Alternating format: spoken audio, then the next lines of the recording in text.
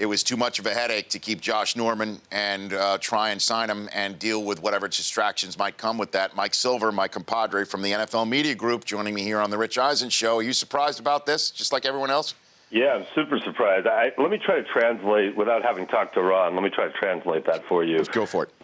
He's my boss, so I'm not going to publicly throw a tantrum, but I have no idea why you would franchise my best secondary guy and then all of a sudden pull the plug right before the draft. Well, I mean, I guess he couldn't find the trade, and the fact that he was asking for a trade and they didn't get it, and he knows that there's going to be a problem. But wasn't at this point last year Des Bryant making all the noise with the Dallas Cowboys? And it happens all the time. John Elway was freaking out that Demaryius Thomas wasn't coming to workouts. I mean, it's a dance and it's business, and people like John Elway and Jerry Jones understand that. And I think players, though they get a bad rap, in my experience, tend to understand that a little bit better than the general public and sometimes even teams. And that is, it's business.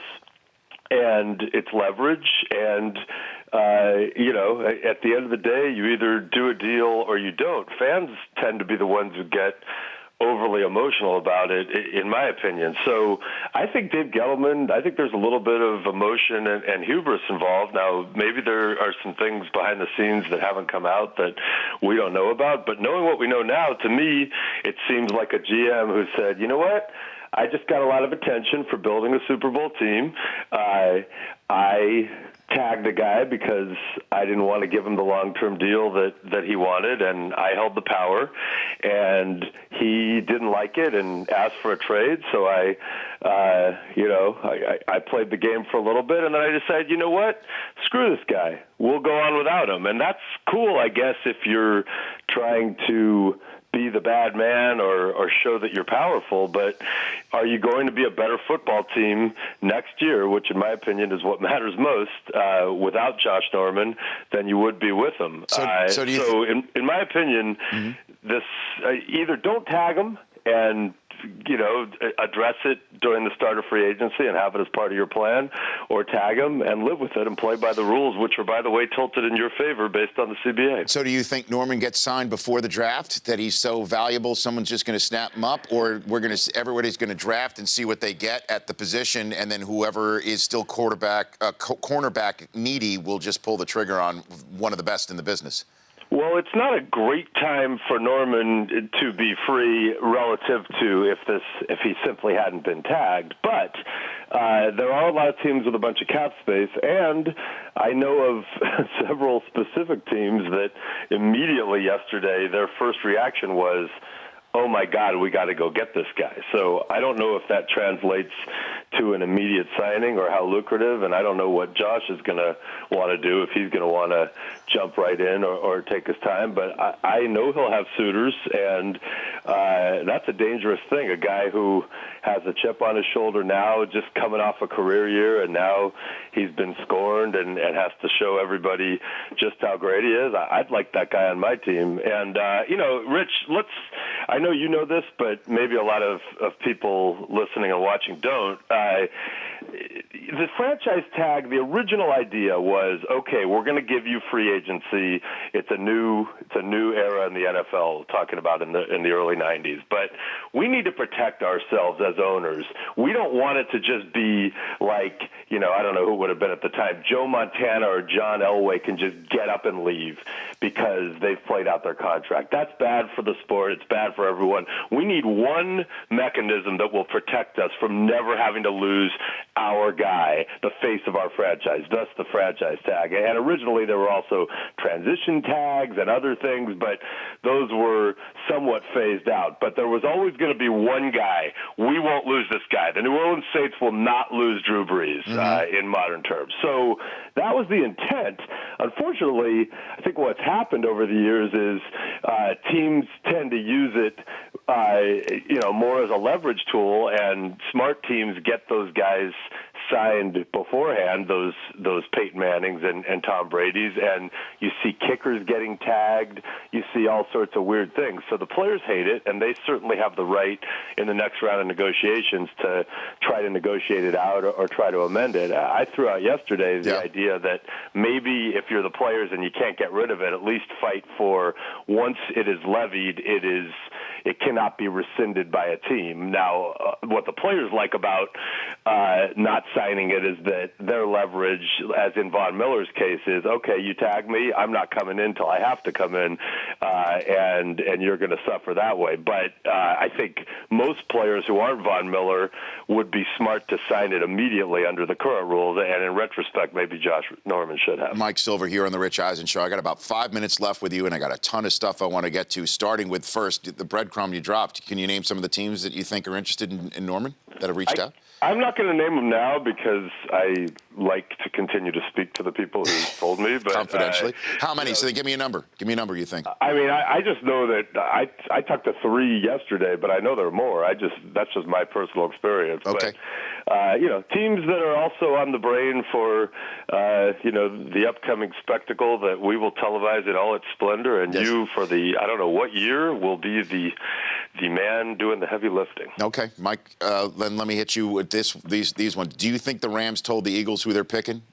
Do you think the they told Rams them? did not tell the Eagles flat out, we are picking this person, but the Eagles know who the Rams are picking. How? Why? How? I think, Rich, I got to tell you, every team that wants a quarterback thinks the same thing about who the Rams are picking, and they're going to be right, in my opinion. I believe that Jared Goff will go first to the Rams, and Carson Wentz will go second to the Eagles. I could get into the whys, but most of these teams believe he's the better quarterback. Then you have teams like the Eagles who love them both and are very, very happy to get Wentz. It's a great situation for Wentz in that he does not have to play right away, which I think is optimal for him coming from North Dakota State. So is it safe to say that the Browns did not feel the same way as the Eagles, that they love them both, and that they're... That is, I'll give you the quick Browns cliff notes. If Jared Goff had been there at 2, they would have, I believe, embraced that and wanted him. They would not have wanted Carson Wentz at 2. Once the Rams made that trade, they were convinced the Rams were taking Goff, and thus trading out was the best option. Now, had Hugh Jackson not been so enthusiastic about Robert Griffin III after his workout and signing him, they might have thought differently. I think they would have had to think very hard about trying to get up to 1 in that scenario, because there was one quarterback above the others on their board. So at sitting there at 32, or with all these picks that they can move back in, do you think they go for Lynch or Cook or Hackenberg? Do you think they go in that direction, the Browns?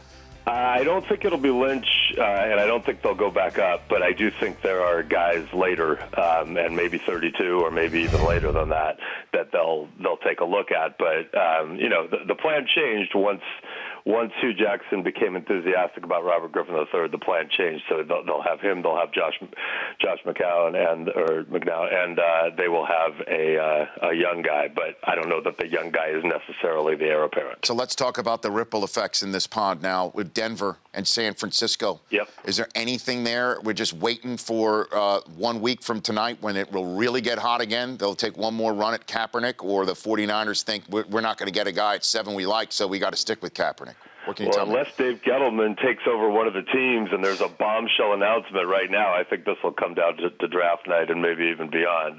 You have a 3-way stare down. You have John Elway saying, we think he's worth this and we want to pay him this. The 49ers are saying, we think he's worth more in terms of compensation and we don't want to subsidize any of his salary. And you have Colin Kaepernick saying, I'd like to be traded. The Broncos sound great, but I don't want to play for Chase Daniel money. So if that stare down can be resolved, say, on draft night or the second day, and I think it could, then I think you've got a deal. But it's really tough to call. I think it's very possible he's traded and very possible he's not. What about the idea that Sam Bradford could wind up at either of these spots, wind up in Denver or wind up with Chip Kelly after Kaepernick leaves? What about that idea, Mike? Well, I know Howie Roseman said that he's their quarterback, yeah. but I have a hard time believing that when you give up what the Eagles gave up to go get Carson Wentz, and you're paying Chase Daniel what you're paying Chase Daniel, that he would not listen strongly to trade offers for Sam Bradford. So I think Sam Bradford's in play.